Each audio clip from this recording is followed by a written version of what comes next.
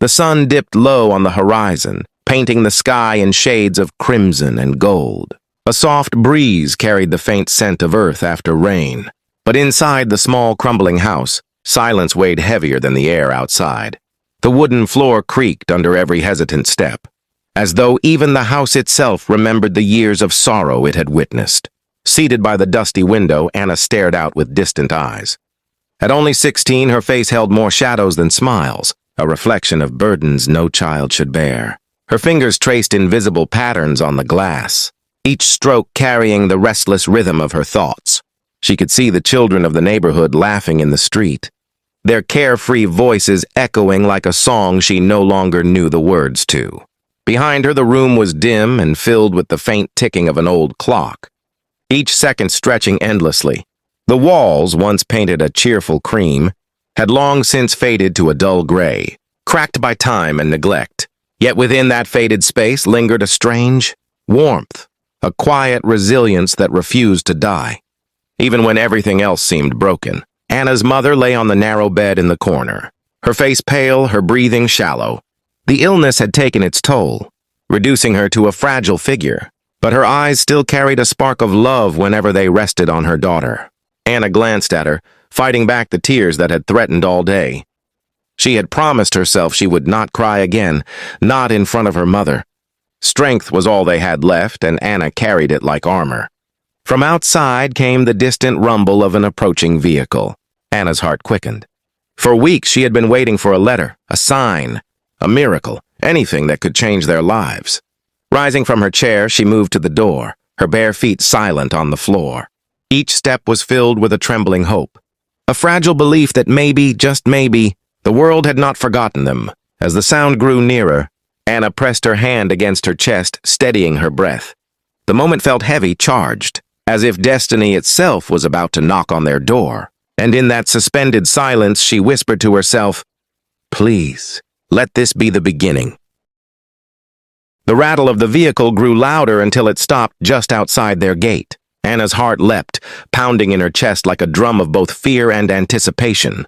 She pulled the wooden door open, the hinges groaning in protest, and stepped onto the uneven path. The fading light revealed an old mail truck, its paint chipped and wheels caked with mud from the recent rain. The driver, a tired-looking man with silver at his temples, climbed down slowly. In his hand was a small brown envelope. He glanced at Anna with kind but weary eyes, as though he understood the weight of every letter he delivered. Without a word, he extended it toward her. Anna's hands trembled as she accepted the envelope. It was light, almost too light, yet it carried the gravity of their entire future.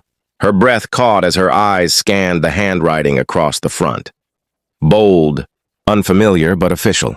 The return address bore the crest of the city hospital, the very place she had written to, begging for help for her mother's treatment. For a moment, the world seemed to freeze.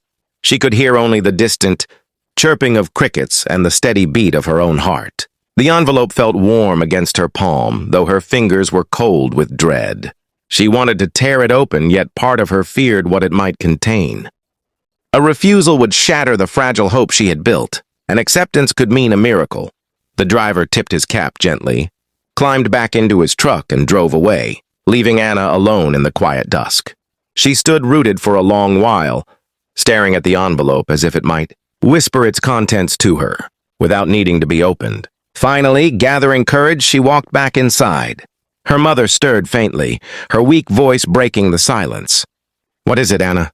Anna swallowed hard, her throat tight. "A letter, Mama." From the hospital.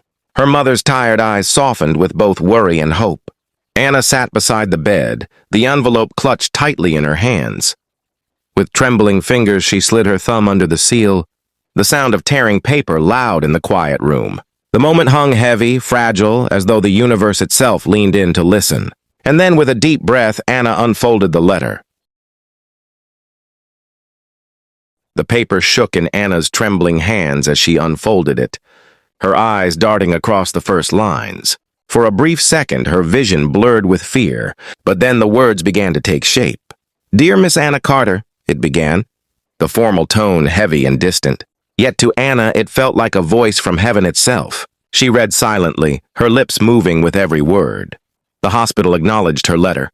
her desperate plea, written weeks ago under the flicker of a candle, her words soaked with tears and determination.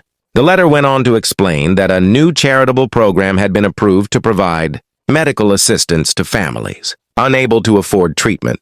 Her mother's name had been selected. Anna's breath caught. Her hands pressed the paper tightly against her chest as though it might slip away if she let go. Her heart felt as if it would burst from the sudden flood of relief and gratitude. For so long she had carried the weight of hopelessness. And now here was a spark, a light piercing through the darkness. "Mama!" Her voice cracked as tears rolled down her cheeks. They accepted us. They're going to help you." Her mother blinked, disbelief and joy colliding in her tired eyes. Slowly, a smile spread across her pale lips, fragile but radiant. For the first time in months, there was more than just pain in her gaze. There was hope. Anna rushed to her side, clutching her mother's thin hand. They sat together, the letter lying between them on the blanket, its black ink shining under the dim light of the lamp. For Anna, it was no longer just paper. It was a promise, a doorway to a future she had feared was lost. The silence of the room shifted. Where once it had been heavy with despair, it now hummed with possibility. Even the ticking of the old clock sounded different, like a steady rhythm guiding them forward. Outside, the first stars began to appear, dotting the darkening sky as if the universe itself celebrated their moment. Anna whispered softly, almost to herself, but loud enough for her mother to hear. "This is the beginning. Mama, everything will change now, I promise." Her mother squeezed her hand gently, her voice barely above a breath. "You've always been my strength, Anna. And now you've given me hope." And in that quiet, fragile moment, they both allowed themselves to dream again. Morning arrived with a soft glow spilling through the thin curtains, painting the walls with pale gold. The house, which had long woken to silence and worry, now seemed alive with a quiet energy. Anna rose before dawn, her heart racing with both excitement and nerves. Today was the day, the first step toward saving her mother. She moved quietly through the small rooms, gathering what little they owned into a worn leather bag. A few clothes, a scarf her mother loved, and the precious letter from the hospital folded neatly and tucked inside as if it were a priceless jewel. Each movement carried a sense of purpose, though her hands still trembled with the weight of what lay ahead. Her mother stirred on the bed, opening her eyes slowly. "Anna, you're up so early." Anna smiled, forcing cheer into her voice. "We have a big day ahead, Mama. The hospital is expecting us. We can't be late." Her mother tried to sit up, her frail body protesting with every motion. But Anna was at her side instantly, steadying her with gentle hands. There was exhaustion etched in her mother's face, yet her eyes shone with quiet determination. She wanted to fight. She wanted to live, not only for herself, but for her daughter. The sound of carriage wheels outside drew Anna's attention. A neighbor, Mr. Dawson, had offered to take them into the city. His old wooden cart wasn't much, but to Anna it felt like a golden chariot sent to carry them toward hope. Carefully, she wrapped a shawl around her mother's shoulders, whispering, "Don't worry. Mama, I'll be right beside you the whole way." Step by step, Anna helped her mother to the door, each movement slow but steady. The air outside was cool, carrying the scent of fresh dew on the grass. For the first time in months, the world looked beautiful to Anna, not because it had changed, but because she carried hope in her heart. As they climbed into the cart, Anna held her mother's hand tightly. The road ahead would not be easy. She knew that. But this was no longer a journey of despair. It was a journey toward healing. The cart jolted forward, the wheels crunching against the dirt road. Behind them, their little house stood in silence. Ahead, the city awaited, along with answers, challenges, and perhaps miracles. Anna lifted her chin, determination burning in her eyes. Whatever awaited them, she was ready.